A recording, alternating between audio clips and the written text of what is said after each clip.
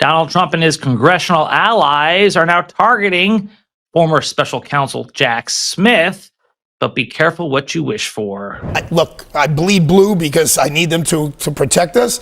But law enforcement officers lying in a court of law is not exactly something that's unique and new under Trump. I mean, it's been going on forever and ever and ever. About something that's on video? Well, now they're on video. This is the issue, right? Look, like we see all Derek these Chauvin things. went to trial, right? The whole thing was on video, and that's his constitutional right to contradict what we saw on video. So, but I mean, look, Trump's Department of Justice going to trial and someone being found not guilty. Luckily, under my law firm, of the last 5 presidents. Okay, so picture this. You're Donald Trump. You're sitting down for what you think is going to be a friendly Fox News interview. You're ready to talk about your agenda, your wins, whatever talking points you've got lined up for the day. And then Laura Ingraham hits you with a question about your wife, about Melania, about whether she actually supports your newest pet project at Mar-a-Lago, or if she's completely fed up with you, and you absolutely lose it on live television in front of millions of viewers. Yeah, that just happened. And honestly, it was spectacular in the worst possible way.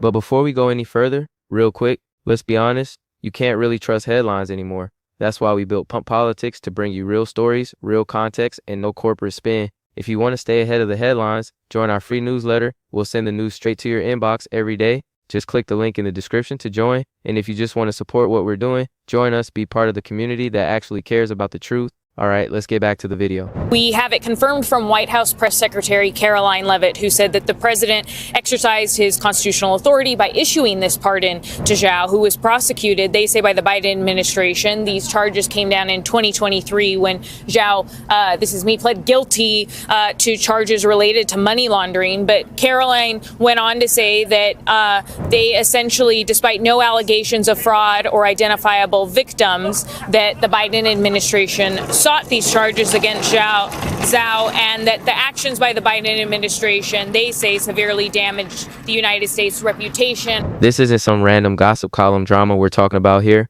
This is the former president of the United States, currently serving his 2nd term, having a full-blown meltdown because someone dared to ask about his marriage. On November 10th, 2025, Trump sat down with Laura Ingraham on Fox News, and what was supposed to be another softball interview turned into an absolute train wreck. The question was simple enough. Reports have been swirling for days about tension between Trump and Melania over his newest project at Mar-a-Lago, this massive new ballroom he's been building. Word on the street was that Melania either didn't approve of it, wasn't consulted about it, or was blindsided when Trump unveiled it to the press. So Ingraham asked about it. She asked where Melania was. She asked if there was truth to the rumors about marital tension. And Trump, he snapped.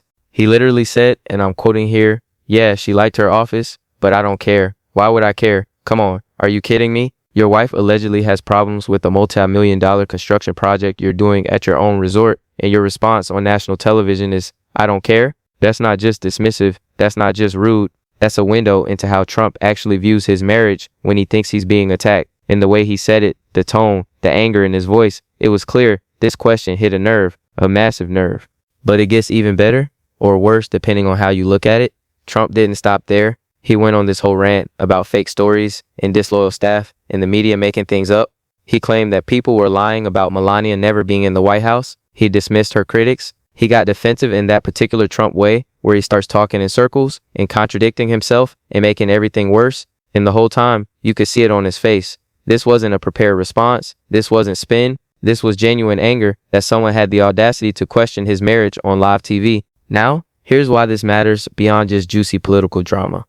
This meltdown didn't happen in a vacuum. For weeks, maybe months, there's been mounting speculation about Melania's role or lack thereof in Trump's 2nd term. She's been largely absent from White House events. She's been spending most of her time at Mar-a-Lago or Trump Tower. Insiders have been whispering about distance in the marriage, about her reluctance to fully embrace the First Lady role again, about tension over everything from staffing decisions to Trump's legal problems to his behavior in public. And now we've got video evidence, viral video evidence, that's reigniting all of that speculation and making it impossible to ignore. There's this clip that's been circulating on social media, and if you haven't seen it, you need to look it up. It's from a 2021 World Series event. Trump and Melania are sitting together. The cameras are on them, and you can watch in real time as Melania's expression goes from a polite smile to absolute disgust. Like she doesn't even try to hide it. Her face just shifts, and the internet went crazy. People started analyzing it frame by frame. Memes exploded everywhere. Commentary channels dissected every micro expression, and the narrative became crystal clear. Melania is not happy. Melania has never been happy. And now that she's back in the spotlight because of Trump's second term, all of that unhappiness is on full display. But wait, there's more. Because of course there is. This whole scandal is also tangled up with legal drama. Melania's legal team has been going after author Michael Wolff over claims he made in a tell-all book. Claims about Trump, about Epstein, about things that Melania absolutely does not want in the public conversation. Her lawyers are demanding retractions. They're threatening billion-dollar lawsuits. And all of that legal posturing is doing exactly what you'd expect. It's making the press pay even more attention. It's making people wonder what's true and what's not. It's adding fuel to a fire that's already out of control. So now we've got Trump melting down on Fox News about his marriage. We've got viral videos of Melania looking disgusted sitting next to him. We've got legal battles over tell-all books.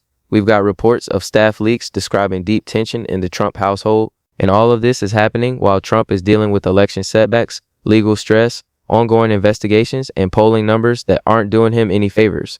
Personal drama at the absolute worst possible time, and Trump's response: lose his temper on live television and make everything 10 times worse.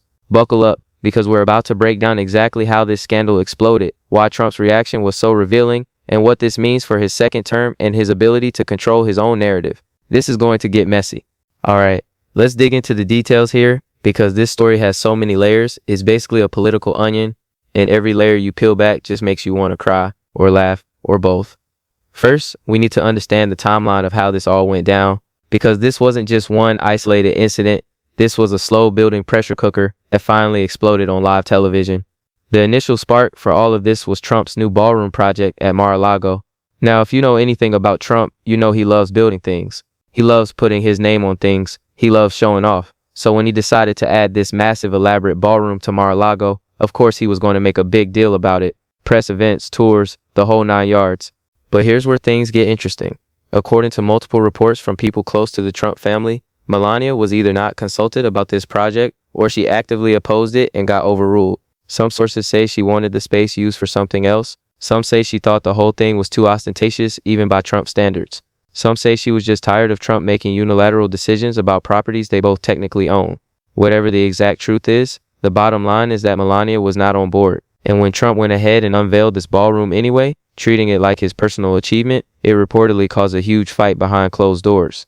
Now, how do we know about this fight? Staff leaks. Always staff leaks. The Trump White House, both the first time and now in the second term, has been notoriously leaky. People on the inside talk to reporters. They share details about arguments, about tensions, about things the Trumps definitely don't want public. And in this case, multiple staffers apparently witnessed or heard about this blow-up over the ballroom. They described it as one of the worst fights in recent memory. Yelling, door slamming, Melania refusing to attend the unveiling event. All the drama you'd expect from a couple that's been under this kind of public pressure for years. But here's where it gets even more complicated. Melania has been largely absent from Trump's second term in a way that goes beyond normal First Lady duties. She's not showing up to state dinners. She's skipping important White House events. She's barely visible in public appearances with Trump. And when reporters started asking about it, the White House line was always the same. She's focusing on her initiatives. She's spending time with Barron. She's maintaining her independence.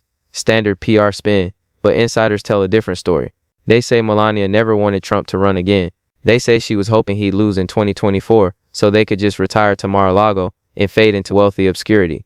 They say she resents being First Lady again and is basically doing the bare minimum required of her. And then there's the body language. Oh man, the body language. That viral video from the 2021 World Series is just one example, but there are dozens more if you start looking. Melania pulling her hand away when Trump tries to hold it. Melania standing as far from Trump as physically possible during photo ops. Melania's facial expressions during speeches where she looks like she'd rather be literally anywhere else. The internet has been cataloging these moments for years, and they paint a pretty consistent picture. This is not a woman who is happy in her marriage or her circumstances. So when Laura Ingraham brought up Melania during that Fox News interview, she wasn't just asking a random personal question. She was touching on something that's been simmering in public consciousness for months. She was asking Trump to address rumors that everyone already kind of believes are true. And Trump's reaction tells you everything you need to know about how sensitive this topic is for him. He didn't laugh it off. He didn't pivot smoothly to something else. He got angry, defensive, dismissive. He said he didn't care what Melania thought about the ballroom. He said he didn't care about her critics. he tried to claim that reports of her absence were fake news, even though anyone with eyes can see she's barely around. And then he made it worse by going after the media and staff. He started ranting about disloyal people, leaking stories. He complained about fake reporting. He acted like the victim of some grand conspiracy to make his marriage look bad. But here's the thing, Trump. When you say, I don't care, why would I care about your wife's opinion on national television? You don't need a conspiracy to make your marriage look bad. You're doing that all by yourself. The optics were terrible, absolutely terrible, because what viewers saw was a president who got immediately hostile when asked about his wife, who dismissed her concerns, who seemed more worried about his image than about his actual relationship. That's not a good look for anyone, let alone someone in the White House. Now let's talk about that legal battle with Michael Wolff, because that's adding a whole other dimension to this mess. Wolff wrote a tell-all book that included some pretty explosive claims about Trump's connections to Jeffrey Epstein and implied things about Melania's knowledge of all of that. Melania's legal team went nuclear. They demanded retractions. They threatened massive lawsuits. They claimed Wolff was spreading lies and damaging her reputation. And Wolff's response? He basically said, bring it on. He stood by his reporting. He pointed to his sources. He made it clear he wasn't backing down. So now you've got this public legal battle playing out in the media. Melania's lawyers are making threats. Wolff is defending his work. News outlets are covering every development, and all of it is keeping the Trump marriage in the headlines in the worst possible way. Because even if the specific Epstein claims aren't true, the fact that Melania is fighting this hard to keep certain stories out of the public eye makes people wonder what else there is to hide. It creates an impression of secrecy and dysfunction that feeds into the broader narrative about their relationship. And speaking of narratives, let's talk about timing. This scandal is blowing up at literally the worst possible moment for Trump. He's dealing with legal challenges. Multiple investigations are ongoing. His polling numbers have been inconsistent. He's facing pushback from within his own party on certain issues. The last thing he needs is a personal scandal dominating the news cycle and making him look unstable. But that's exactly what's happening, because Trump couldn't control his temper during a Fox News interview, because staff keep leaking details about marital fights, because Melania keeps showing up in viral videos looking miserable. The story has taken on a life of its own. Political analysts are pointing out that personal drama like this has real consequences. It makes Trump look distracted. It makes voters question his stability and judgment. It gives his opponents easy ammunition. Democrats are already using clips of that Fox interview in social media posts, highlighting Trump's "I don't care" comment and asking if that's really the kind of leadership Americans want. It's damaging in ways that go beyond just embarrassing tabloid fodder. This is affecting his political viability. And here's what makes it even more fascinating. From a psychological standpoint, Trump has always been someone who craves control. He wants to control the narrative. He wants to control how he's perceived. He wants everyone to see him as strong, successful, in charge. But his marriage is one area where he clearly doesn't have that control.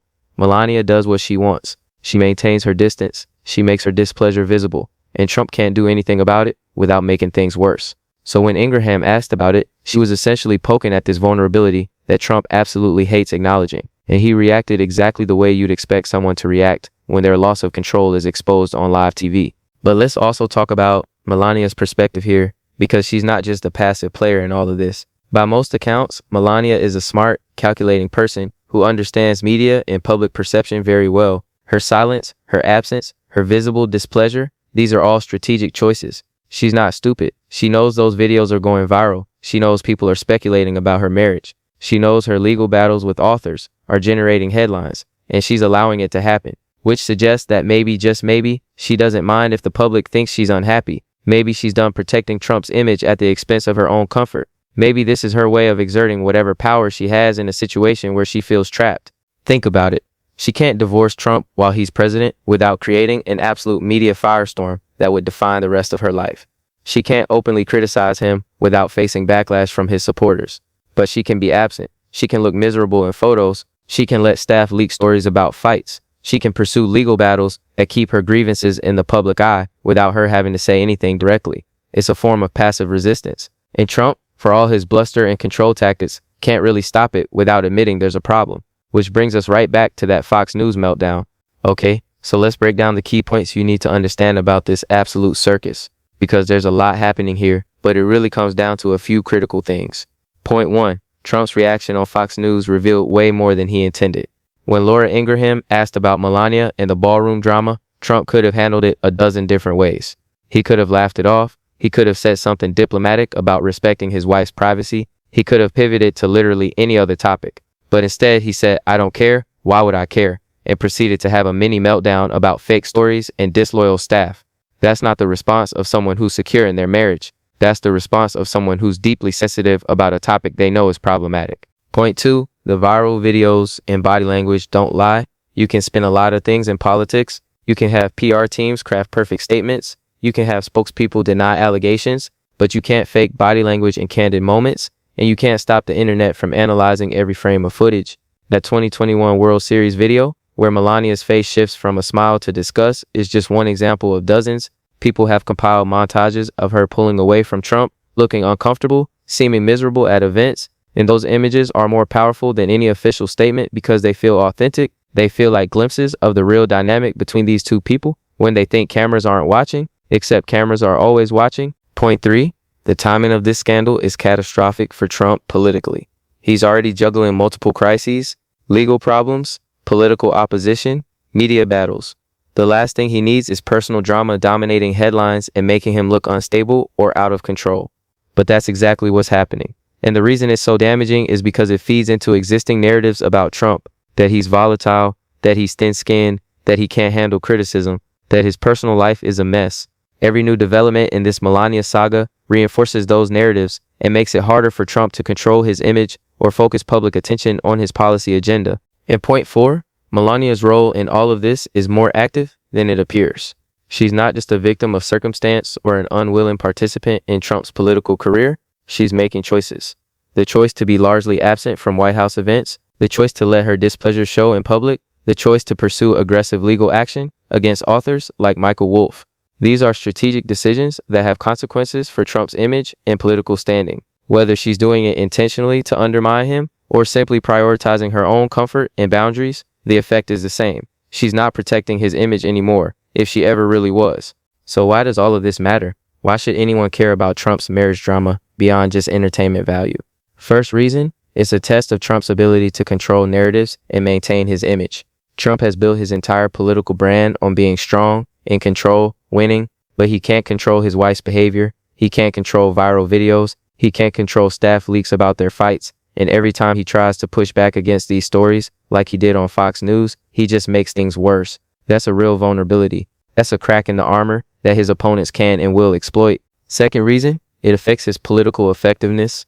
A president who's distracted by personal scandals, who's dealing with public speculation about his marriage, who's visibly angry and defensive during interviews, is a president who's not fully focused on governing. Trump's Fox News meltdown showed a man who's clearly bothered by these rumors, who's spending mental energy on damage control, who's letting personal issues bleed into his public performance. That matters when you're trying to run a country and maintain political support.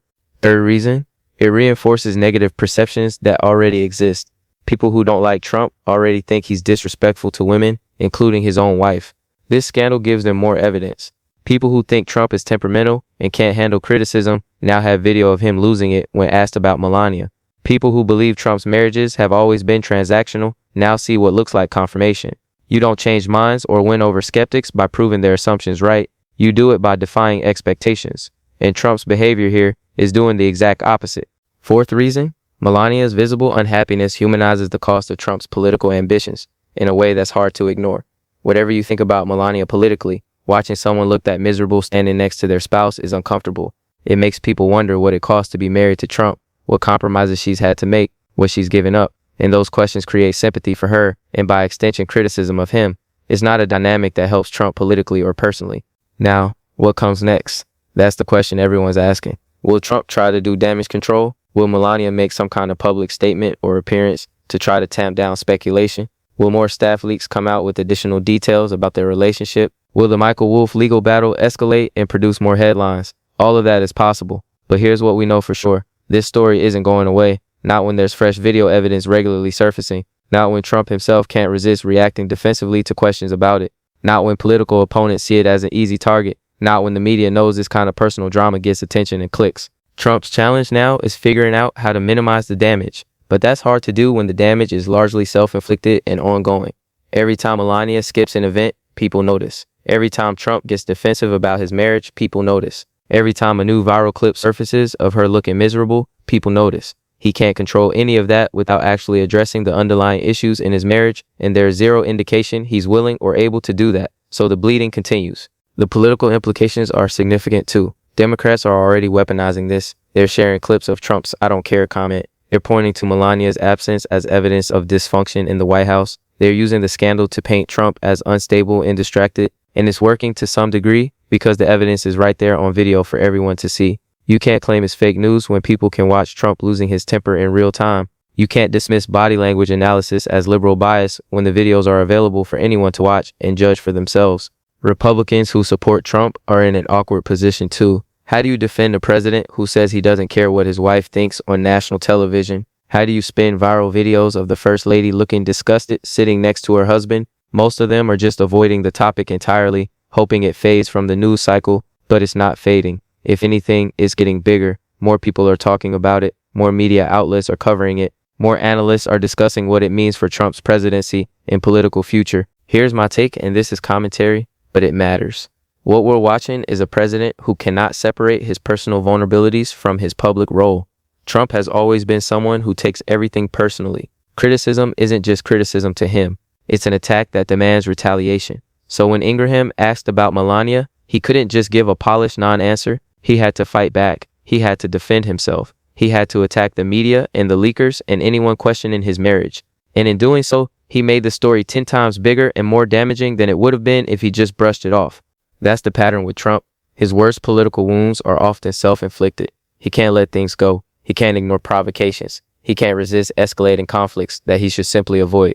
And this Melania scandal is a perfect example. If he just smiled and said Melania and I are fine, next question, this would have been a minor blip. But because he got angry and defensive and dismissive, it became a major story. It became evidence of instability. It became something his opponents can use against him for months. So where does this leave us? We've got a president who just had a very public meltdown about his marriage on Fox News. We've got a first lady who is visibly, consistently unhappy and absent from her role. We've got viral videos that won't stop circulating. We've got legal battles generating more headlines. We've got staff leaks providing more details. And we've got political opponents ready to exploit all of it. This story is far from over. If anything, we're probably still in the early stages, because as long as Melania stays distant, as long as Trump stays defensive, as long as new videos keep surfacing, the scandal will continue to grow. And honestly, the fact that we're even talking about this, the fact that a president's marriage drama is dominating political news cycles tells you something important about where we are as a country. We've normalized chaos. We've normalized dysfunction. We've normalized presidential behavior that would have been unthinkable a generation ago. And maybe that's the real story here. Not just that Trump and Melania are apparently miserable together, but that we're all watching it play out in real time and treating it like just another day in American politics. Stay tuned, because this is only going to get messier. And when the next video drops, when the next interview happens, when the next leak comes out, we'll be right here breaking it down for you. This is the kind of drama that defines presidencies, and we're watching it unfold frame by frame.